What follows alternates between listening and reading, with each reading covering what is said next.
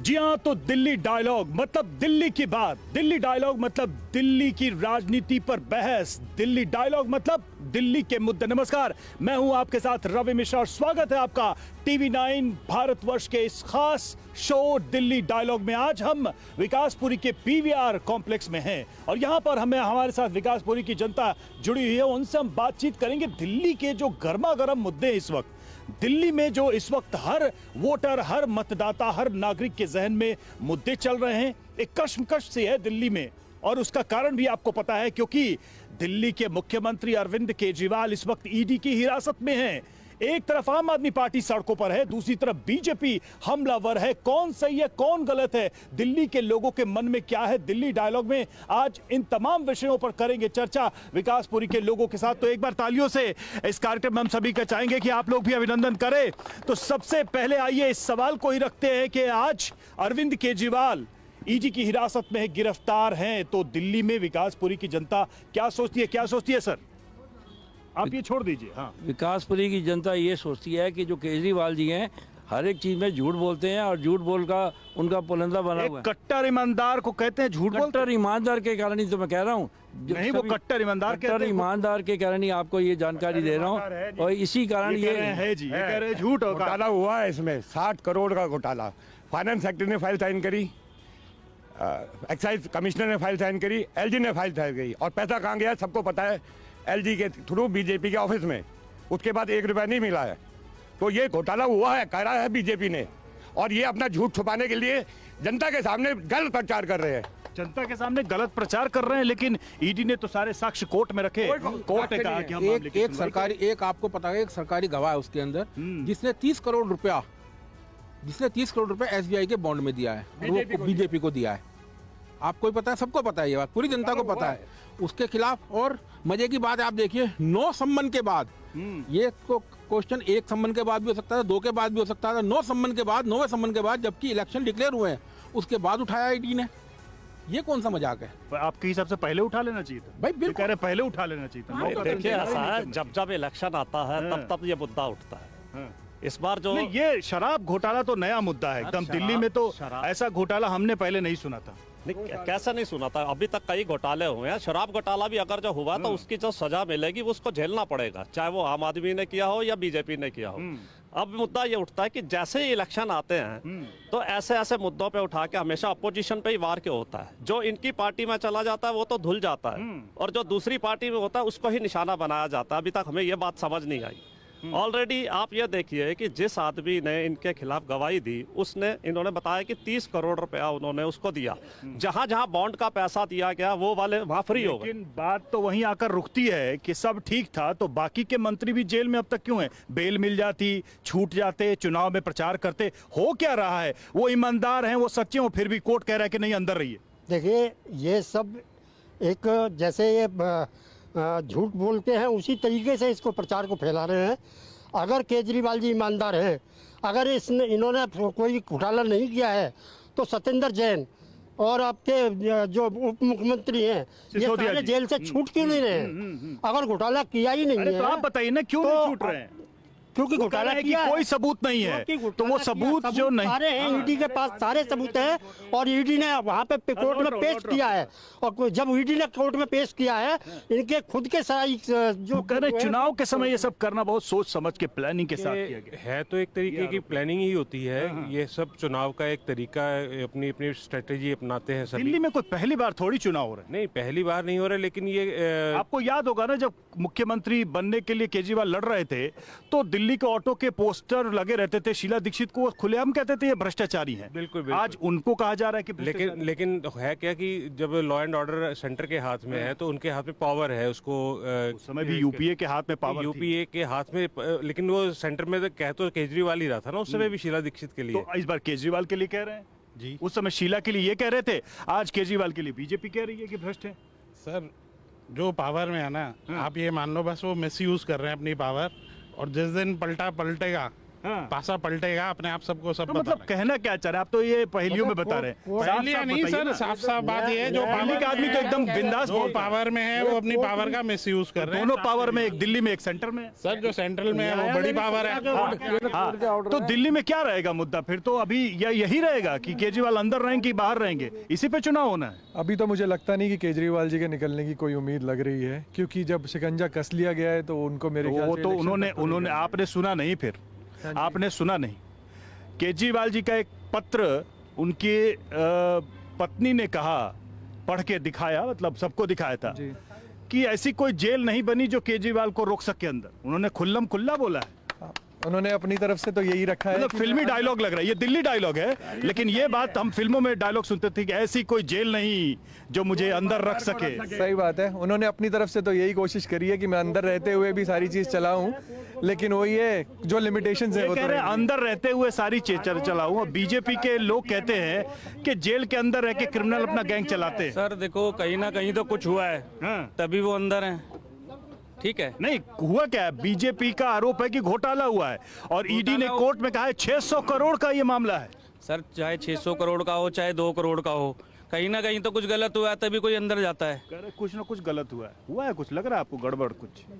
मैं तो ये मतलब सब मामला साफ साफ है, कुछ है गड़बड़? मैं तो ये कहूँगा जब इलेक्शन का टाइम आता है ये मुद्दा उठता ही है, कुछ भी लेके चलो। ये वाला तो इसी इलेक्शन में उठा है, लेकिन कोई गलत नहीं हैं? है, कोई गलत नहीं हो। जो पावर में है, जैसे अभी मोदी की सरकार है, वो पावर में है तो कुछ भी कर देता है। बीजेपी के भी सारे जो है इतने पाक पवित्र नहीं है। अच्छा, ये हम कह सकते हैं कि जब उनकी सरकार जब उल्टाएगी फिर देखना दूसरा उनके अच्छा, मतलब जब सरकार गिरेगी तो फिर दूसरा किस्सा होगा, ये कह रहे हैं। अभी जो पावर में है वही कर रहे हैं। अरे कुछ तो सुनते होंगे, ऐसे कैसे दिल्ली में आप रहते हैं, कह रहे हैं पता नहीं, देश का दिल है, धड़कन है, सब कुछ यही हो रहा है। क्या सुन रहे हैं आप क्या सुन रहे हैं? नहीं सुन रहे हैं, जो ये लोग सब बता रहे हैं वही। अब क्या है कि ये राजनीतिक मामला है। अब जब चुनाव आता है तो नए नए वो शुरू होते हैं, तो उसी हिसाब से हर पार्टी अपने अपने हिसाब से अपनी अपनी गड़ी चल रही। ऐसा तो नहीं है फ्री वाली पॉलिटिक्स की काट है ये? नहीं, ऐसी कोई बात नहीं है। बाकी इन्होंने जो घोटाला किया है वो तो इनको फिर सजा तो मिलनी चाहिए हमारे हिसाब से। तो अभी तो आरोप हैं, उसी के आधार पे गिरफ्तार हुए। आरोप है, हाँ। हाँ, अभी तो सजा नहीं मिली है, अभी तो सिर्फ जांच चल रही है। लेकिन जांच चल रही है, लेकिन जांच से क्यों भाग रहे थे? मतलब 9 सम्मन भेजा गया, लोग यही कह रहे हैं कि तो भागना चाह रहे थे, बचना चाह रहे थे। तो मन में झूठ था ना। अगर सच्चाई होती तो पहले समन पे पहुंचते, दूसरे समन पे पहुंचते। 9 समन के बाद फिर ईडी आई है। अभी इनको कह रहे हैं कि हम इस्तीफा नहीं देंगे, जेल से सरकार चलाएंगे। लालू यादव या सोरेन तक ने इस्तीफा दे दिया था जब उन पे आरोप लगे थे। केजरीवाल तो कहते थे कि हमारे आदमी पे एक आरोप लगेगा हम पद छोड़ देंगे। आज कह रहे हैं कि हम इस्तीफा नहीं देंगे, चाहे कुछ भी नहीं देंगे ना। वो इस्तीफा तो देंगे नहीं, जेल में लड़े बैठ के ही अपना। ये बताइए, 2014 में अरविंद केजरीवाल और ये 2024 10 साल में अरविंद केजरीवाल बदले हैं या सेम है, वही वाले बच्चों की कसम वाले? नहीं, बच्चों की कसम वाले तो नहीं, बदले तो है राजनीति के हिसाब से। कांग्रेस के साथ घूम रहे हैं। अरे ये तो पहले चुनाव के बाद भी कांग्रेस के साथ वही तो बात है ना, पहले कह रहे कांग्रेस चोर है, अब वो कांग्रेस से हाथ मिला के बाहर की लड़ाई है, आज देश बचाने की, संविधान बचाने की लड़ाई है, इसलिए वो कांग्रेस से मिले हैं। दूसरी बात, आप कह रहे हो कि केस जेल में है। पीएमएलए कानून में कितने हेराफेरी करी है कि बिना सबूत के, बिना गवाह के एक सरकारी गवाह बना के अंदर कर दोगे आप? ये कहाँ का न्याय है? पहले होता था जब तक सजा ना हो कोई गुनहगार अदालत को ये सब दिख नहीं रहा हो? अदालत को सब दिख रहा है, मजबूर है। अदालत ये कह रहे हैं कि बिना गवाह बिना सबूत। क्या अदालत बिना गवाह बिना सबूत? गवाह है, गवाह एक गवाह था जिसको मारा इन्होंने, पीटा, सरकारी गवाह, उसका सर। कान का पर्दा फट गया, उसे सरकारी गवाह। जबरदस्ती प्रेशर बना के अगर मेरे को भी, मैं आपको कहता हूँ, आपने मेरे से लिए 100 करोड़। दिल्ली के लोगों सब सर एक मिनट, मैं आपको कहता हूँ, अंदर की बात सब पता सर है। एक मिनट, मैं आपको कहता हूँ, आपने मेरे से एक मिनट, आपने मेरे से 5,000 रुपए लिए यहाँ आने के, इस ब्याह पे आपको अंदर कर देंगे?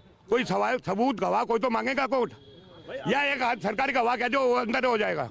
तो कोर्ट में सबूत रखना कानून किसका ऐसा काम बनाया है? इन्होंने, किसका सर। काम है? कानून में आप पे आरोप लगा है, आप सबूत रखेंगे? नहीं कोर्ट भी सरकार की होती है। आप ये कोर्ट सरकार की होती है? नहीं, ये ठीक बात नहीं है। अदालत नहीं, ये अदालत में कानून बोलता है। अदालत अपना काम, आपके फेवर में आएगा तो ठीक, नहीं अदालत अपना काम करेगी। यहाँ तक कि जो जेल में वो भी कहता है अदालत सही है। अदालत कानून से बनी हुई है।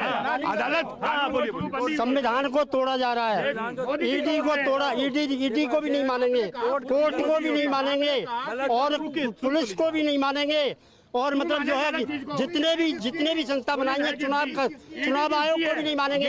सुनिए, अरे नहीं आप पहले इनकी बात सुनिए। ये कह रहे हैं ईडी आपकी, सीबीआई आपकी, पुलिस आपकी, और ये यहाँ तक कह दिया कोर्ट भी आपकी। जब ये इस चीज की कोर्ट की बात कर रहे हैं, जब इस तरह की बातें करें, कानून कोई ऐसा मुख्यमंत्री देखा है कि जिसने रिजाइन ना किया हो? मदनलाल खुराना पे लगा थोड़ा सा, उन्होंने रिजाइन कर दिया। देखिए अपना काम करेंगे। देखिए हमारा अच्छा ठीक है नहीं हाँ एक एक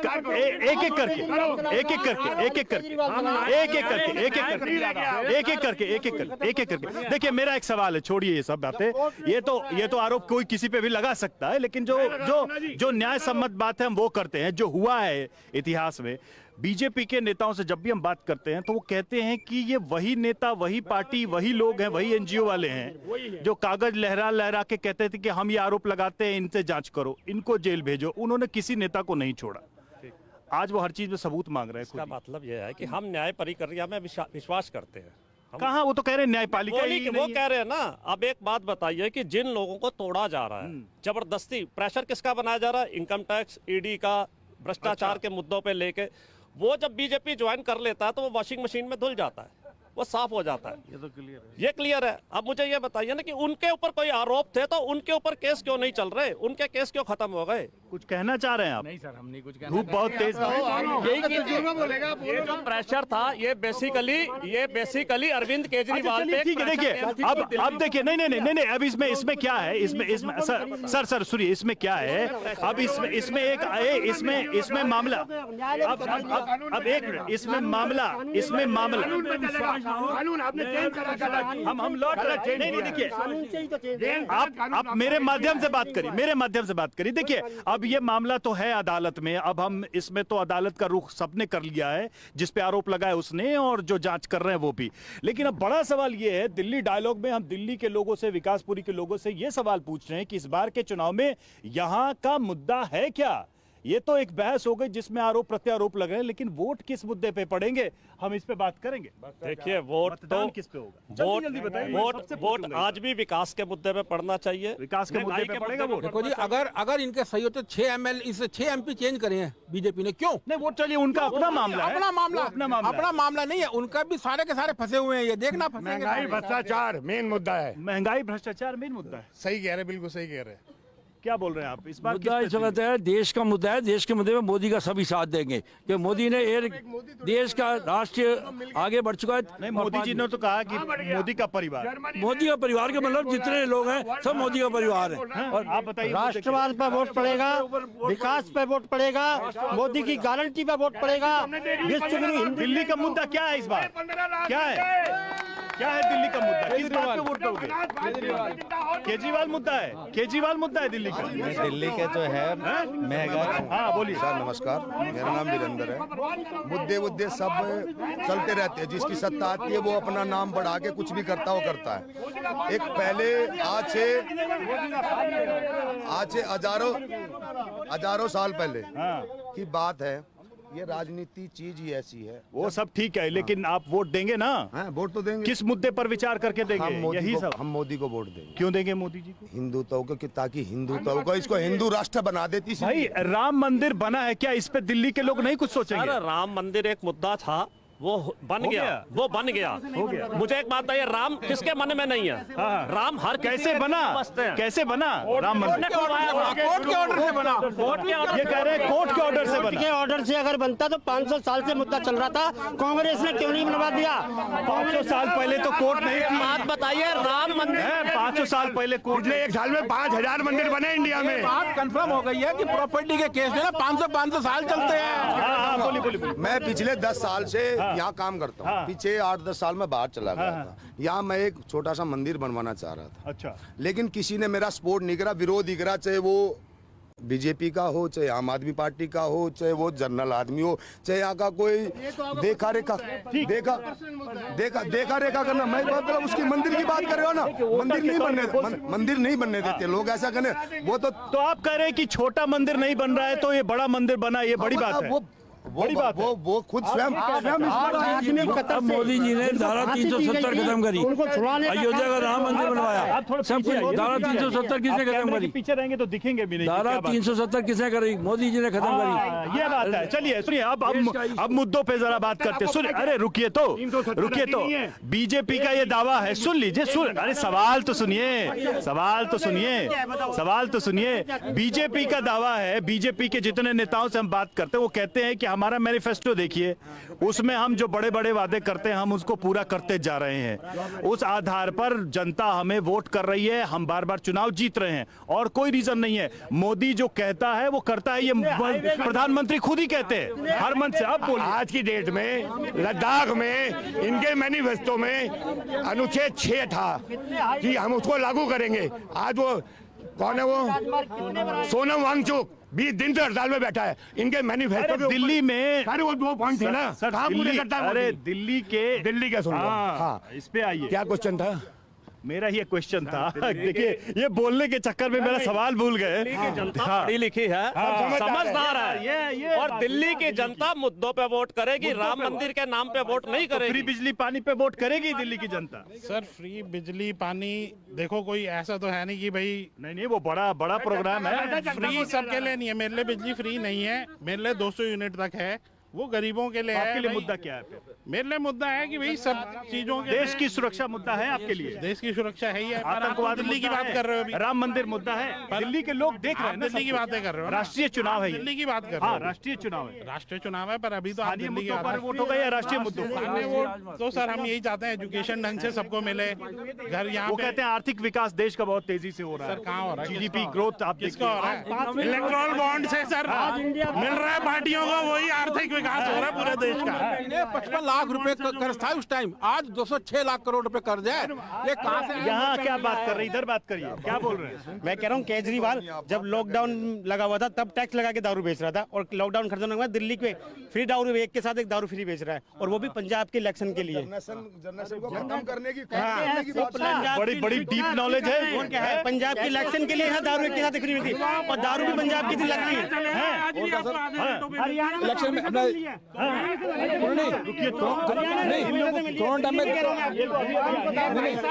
एक बताओ, मोदी काम नहीं करता तो मकान जो आशीष में कैसे बन गया? मोदी काम नहीं,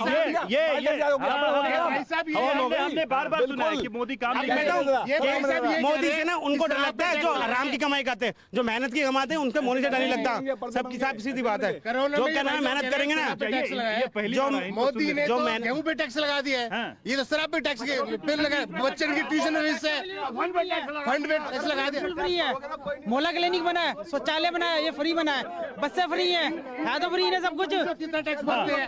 कितना टैक्स चोरी होता है सर? अगर ईमानदारी से टैक्स भरे तो टैक्स तो हम सभी भरते हैं, सब चोर कोई नहीं भरता। हम भी भरते हैं टैक्स। सर आप भरते हो ना, उसके लिए कुछ पता नहीं। टैक्स तो विकास के लिए है, और टैक्स विकास में जाता है वो तो भरना पड़ेगा। टैक्स नहीं लगेगा इंडिया में तो गरीबी खत्म हो जाएगी। टैक्स तो भरना पड़ेगा। आप इतने हाईवे बन रहे हैं, देखिए आप लोग फिर आप लोग किसान जो सबको खिलाता है उसके दवाइयों पे, बीज पे टैक्स है। पूरे वर्ल्ड में कहीं नहीं है, पूरे वर्ल्ड में कहीं नहीं है। एजुकेशन, ट्रैक्टर के पार्ट्स पे, बिजली पे, ट्यूशन फीस पे टैक्स वर्ल्ड में कहीं नहीं है। किसान पे कोई बात नहीं करेगा। राम मंदिर है, राम मंदिर का उद्घाटन सुनो, राम मंदिर सुन लो। गोल्ड के बिस्कुट पे एक मिनट गोल्ड के बिस्किट पे। अच्छा तो एक चीज बताए, नहीं अरे रुकिए, मैं समझ गया आपकी बात। मैं रुकिए, धैर्य रखिए, मैं समझ गया आपकी बात। तो मैं आपसे ये पूछना चाह रहा होता हूँ कि भाई 19 से लेकर 24 आ गया, 5 साल कार्यकाल एक केंद्र सरकार का है, और उसके लिए वोट करना है या उसके खिलाफ, मतलब उसके काम पे सुन लीजिए ना, उसके काम के हिसाब से ये सेंटर का चुनाव है, ये लोकसभा का चुनाव है, ये दिल्ली का विधानसभा का है नहीं। तो आप क्या मानते हैं कि 5 सालों में कुछ हुआ ही नहीं? सर बिल्कुल नहीं हुआ, सिर्फ लूट हुई है। हाँ लूट हुई है, सिर्फ लूट हुई है। ये इतने काम हुआ, बहुत काम हुआ। जिनको नहीं दिखा उनके लिए कुछ नहीं हुआ, जिनको दिखाई उनके लिए बहुत कुछ हुआ है। लूट हुई और कुछ नहीं हुआ। सर देश में तरक्की हुई है, लोगों को समझ नहीं, यहाँ इंडिविजुअल फायदा देखते हैं, देश का फायदा देख के आगे न भविष्य का फायदा देख के। अभी भ्रष्टाचारी इकट्ठे हो चुके हैं, सारे भ्रष्टाचारी इकट्ठे हो चुके हैं, एक ईमानदार मोदी है। ये 5 साल में कुछ हुआ नहीं क्या मोदी सरकार के द्वारा? ये लोग मोदी सरकार में जो काम हुआ है वो आज तक किसी सरकार में काम कुछ हुआ ही नहीं। ऐसा क्या हुआ? बहुत हुआ है। सुनो मैं बता रहा हूँ, मैं आपको बताता हूँ। 700 कमरे का बेड अभी आए हैं, हॉस्पिटल बना है। 700 कमरे का हॉस्पिटल विकासपुर में बना है। मोदी ने बताओ कौन सा बना है? चलिए बताइए। अंकल बोलो भैया, बोलो आप बोलो। सुन लीजिए। हाँ सुनिए। भैया कश्मीर गए हैं कभी? आप कश्मीर गए? कश्मीर में क्यों जाऊंगा? ये कश्मीर नहीं जाए। आप कश्मीर जाके देखो वहाँ क्या बेकदरी हो रखी है। और अब जाए जब से 370 हटी है ना, इतना अच्छा काम हो चुका है। वो नहीं बात जानते हैं कि हर साल हर शहर हर जगह पे बम फटते थे, आम आदमी मर जाते थे। अब नहीं फट रहा थे। अहमद बीजेपी कहीं नहीं। अगर एक बम दिखा दो, ये दिल्ली में भी बम फटे थे। दिल्ली हुआ थे जमाने। अब नहीं हो रहा। मतलब इसका मतलब क्या कि बम कौन फाड़ रहा था? इसका मतलब है बम कौन फाड़ रहा था? ये एक बात पूछना चाहता हूँ कि दिल्ली पे किसान 1 साल तक बैठे, जंतर मंतर पे ब्रिजभूषण के खिलाफ हमारी महिलाएं बैठी जो पहलवान मिलाई थी। आज तक बता दो उस मुद्दों का क्या हुआ? क्या प्रधानमंत्री जी ने एक बयान दिया इस बारे में? एक बयान नहीं दिया। आप कम से कम सड़कों पे आओगे, बयान तो दोगे। सर आप ये कह रहे हो बयान नहीं दिया, जब इतने कांड होते हैं रेप से, कभी राहुल गांधी का बयान सुना? नहीं सर, एक मिनट मेरी बात सुन लीजिए। इतने कांड होते हैं, कभी आपने कांग्रेस को या किसी और को पार्टी को देखा किसी का बयान देते हुए? हिंदू कम्युनिटी की बात कर रहा हूँ मैं सर, समझ रहा हूँ। मुसलमानों को अगेंस्ट वो एक बयान नहीं देते सर। ये हिंदू नहीं है। हाँ तो सर क्या काम नहीं हुआ बताओ ना? सर सब काम हो रहा है। सब काम हो रहा है।